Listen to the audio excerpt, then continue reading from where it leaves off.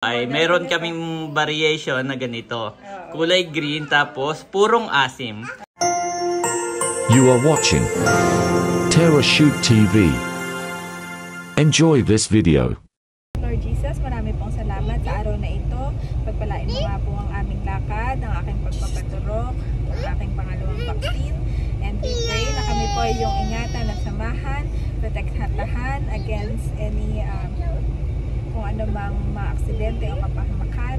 And we pray na yung mayamang pagkilos lamang ang aming maranasan ugat. Sa inyo po namin pinabalik, Lord, lahat ng papuri at pasasalamat. In Jesus' name, Amen. Amen. So yun, kumusta mga kapitik? Kamusta mga kabeshi? At ngayon po ay magpapaturok si Mami Janet. Yes, ng aking second vaccine, second dose ng tetanus, anti-tetanus. Anti-tetanus. Yun po in preparation para sa kanyang nalalapit na panganganak. Yes, correct. Para at kay kasama si Thomas. Andres na hindi papayag, na hindi kasama. Oo, dyan ka. Dito pa, si seatbelt. Seatbelt ka na dyan. Let's go na. Pinapatanggal niya pa. Oo. Yung bag niya na may ano. Ay, nasa likod. Kasi automatic yun. Oh. Seatbelt na, Daddy. Dala-dala namin yung aming electric pan dahil ito po ay hindi na umandar. Pagkadating namin ay sira na siya. Kaya si Daddy, alam niya na may nag-aayos dito sa bandang Lumil Palengke, kaya dinala niya po at ipapaayos muna, ipapacheck. Sana ay maayos pa at sana ay mura lang ang charge. Nana. Sabi ko idadaanan ko na lang, ma'am. Mga magkano kaya, Daddy, ang paayos? Mga 500 lang. Okay. Mas mura, basta mas mura siya kaysa sa bibili ko. Oo. Kasi kung 1K, mami, bago na siya. Oo, 1K. Ang alam kong bili natin doon ay 1K. Pagka, Okay. mga ang presyo nun, 1.5 to 2K. Oo, natatandaan ko na. Yung iba nagsisale, may Oo, ano lang. natatandaan ko na nga. Parang 1.8 nga yun, Daddy. Oo, pero yung iba kasi merong sale. Oo, at binili natin pa yun sa ano, doon pa sa Soledad. Kasalina. At ngayon naman ay papunta na tayo. So, ipapayos lang natin electric fan. Dadaanan na lang mamaya. Ngayon ay magpapaturok na ako. Doon kami sa Silang Bayan. Ayan mga kabesyan, dito na po tayo sa Silang Bayan. At dati noon, natatandaan ko dati, dito ako nagpaturok. Saan? Dito. Oh, ay sarado na. Ito ang rural health unit ng Silang Bayan dati. Umuupa sila dito. Saan na kaya sila lumipat? Pagtanong na lang natin, no? Ayaw. Dito ako nagpaturok dati. Libre lang naman kapag rural health unit. Oo, it's under government, Andres. Let's go. Magtatanong tayo kung saan na sila lumipat. Ayan mga kabeshi, nagtanong po tayo sa barangay police. Apo, salamat po. Diretso lang po ito, no? Okay po. Thank you po. Bait naman ni Kuya.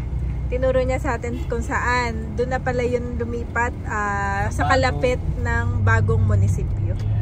Laki rin ng bagong munisipyo, Daddy. Makakapasok tayo. RH.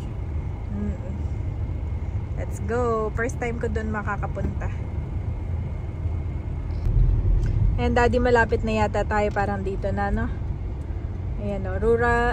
Municipal Hall. Silang Municipal Hall. Wow, Laki, Daddy. Oh, grabe. Laki. Parang Malacanang naman ito. Fairness naman sa... Pero maganda rin dito, mami. May mga libreng ano sila. Katulad yan, turok mo, libre. Parang kay Andres, no? Oo. Yung kay Mother, dati. Kay Nanay. Kahit hindi taga dito si Nanay. Yung sa TV niya, yung akala natin may TV siya. Oo. Sila yung nag-test, dinala dito yung test. Oo. Tapos libre lahat. Sabi Tapos, niya, pero kapag may positive po sa TV, ay may libre po tayo. Parang ina-assist ako. Oo. Nakakatuwa naman dito. Nakakatuwa naman na kahit alam mo yun, taga ibang probinsya, no? Kasi ibang ano, hindi na... Ayun, Daddy, RHU. Saan? Nakakaliwa. Rural Health Unit. Ang laki, Daddy. Fairness, yung mga tax na mga tao ay may napupuntahan. Laki naman. Oo, dito. Laka din ng lupa, malawak pa. Ayan daddy, yun na yun. Rural Health Unit yan ah. Yung building na ito ah. Yan, dyan ako magtatanong. Dito na pala ang bagong RHU. Nasa left side siya nitong munisipyo ng Silang, Cavite. At hindi pa rin po natutulog si Andres. Ayun ang mami, kanyang tinatawag. Ayun ang mami, oh.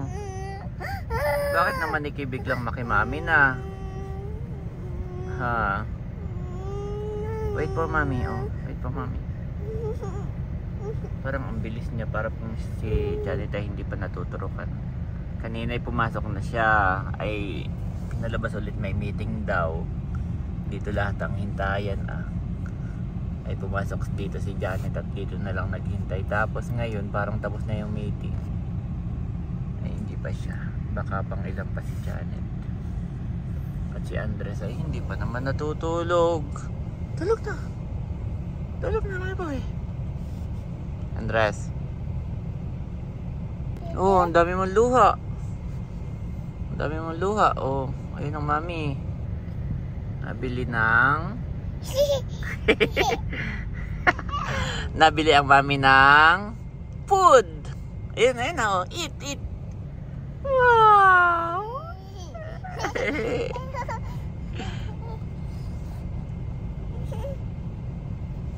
Bakit mabilis ka, mami? Ay, may meeting kasi. Ah, hindi pa tapos. Okay. Eh, bumili muna ako nito. Baka maanghang. Hindi, wala itong hanghang. Para may pizza din dito, mami, no? Galing. May pizza sila, tapos may animal bite center din pala dito. Oo. Dapat pala nung Nakakagat si Andre. Ay, nung nakalmot si Andre, sa dito na natin. sayang. Pero it's okay. At least naturukan si Andres. Ay, umiyak ito? Yes. Umiyak ka? Umiyak siya nung umalis ka. Oo, ba't ka naman umiyak? Kayo may lang ang mami. Dami mo namang luha. Kaya po si Andres. Nilalagyan namin ng milk yung kanyang bottle kasi naka-design siya para sa milk. Ayaw niya, gusto niya itubig. Slowly, oh. Okay ka lang? Okay ka lang? Ayaw niya mag-note dyan. Ubo!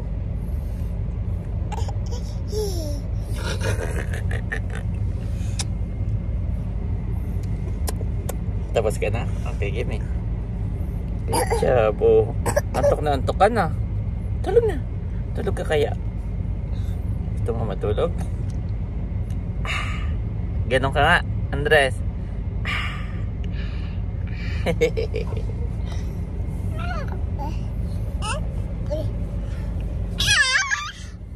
Oh, Mommy is coming na. Mommy is coming na. Gising pa rin si Andres. Mommy is coming na. Kaya naturukan na ang mami. What do you think? Naturukan ka naman, mami? Ayun, daddy, walang gamot sila dito ngayon. Oh, walang available. Pinapapunta nila ako dun pa sa, kasi nga, yung palang, pagdating pala sa mga tidap, ay dinalegate na nila kada barangay. So ngayon, yung in charge ng barangay ay nandito. Oo. Kaya lang, ay wala siyang gamot, nadala din. Tapos, ano sila, may meeting, seminar. Ang schedule pati daw niya sa barangay ay every Tuesday lang. So how? Eh, Wednesday na ngayon. So, kung gusto ko daw, nandun daw siya sa court ng luksuhin. Pero sabi ko ay wag na lang siguro at ako ay mag-walk-in na lang sa mga lying-in clinic kung meron sila. Meron naman daw mga lying-in, kaya babayad na lang tayo dati. Oh, yeah. Hindi ko na na-avail yung mga libre. Sayang. Sayang naman. Pero gano'n, kailangan nakikipag-coordinate ka. Kaya lang pinakita ko may message ay hindi rin alam. Ngayon kasi walk-in tayo, no? Tinatry mong mag-message, pero yung secretary ng barangay natin. parang hindi alam, no? Ayan guys, naghanap kami sa Google ng pinakamalapit na lying in. Ay dito pa yung mayroon sa Silang Bayan mismo. So magpapaturok dyan si Janet. itatry. Actually, pangalawa na namin itong na-search. Yung isa kanina ay sarado na. Na-search namin ay sarado na pala. So ngayon, nandiyan na po si Janet sa loob. Oh, bakit na naman, Mami? Kailangan ko din yung request nito. Ah, okay. 300. Pero meron. Sige, okay na yun. 300. Kaysa sa magpaikot-ikot pa tayo. At si Andres po ay nakatulog na, guys. Yan, may una naman siya. Ano, Mami, okay na? Naturukan na ako. Bale, bumayad ako ng 300 pesos. Yeah, thank you, Lord. At Thank you, least. Lord. Tapos nagulat sila na walang gamot sa rural health unit, sabi niya. Pero meron naman talaga, yun nga lang, hindi align yung schedule ko. Saka naubusan. Okay. Kaya, thank you po dito sa Manipis Lying in Clinic. Ayan mga kapitik, nandito na kami ngayon sa Lumil Wet Market. Ito po ay malapit na sa amin sa Verona. Ay dumaan lang kami dun sa electric fan kung maayos. Tapos si Mami Janet daw ay mamamalingkin ng kaunti. So nandun po siya. Dadaanan ko na lang mamaya. At sobrang init. At si Andres ay tulog pa rin. Napahaba ang tulog. Good job. Tinatanggal na. Oh no. No. So ayan mga kapitik, nandito na kami ngayon sa bahay. Yay! Tapos nung magpaturok si Mami Janet. Yay! At ano yan, Mami Janet? Ito, Daddy, ay bound to Pangasinan. Ipapadala natin sa LBC. Kay Ma'am Marites. Thank you so much po sa pag-order. Actually, kahapon pa lang na ipadala na niya yung bayad niya sa iyong bank account. Dahil wala daw siyang GCash. So sa bank account po ay pwede. Bank account ba? Sa Or LBC. LBC pala? LBC. So sakto kukunin natin yon yung bayad niya. Nakahapon pa niya na ipadala.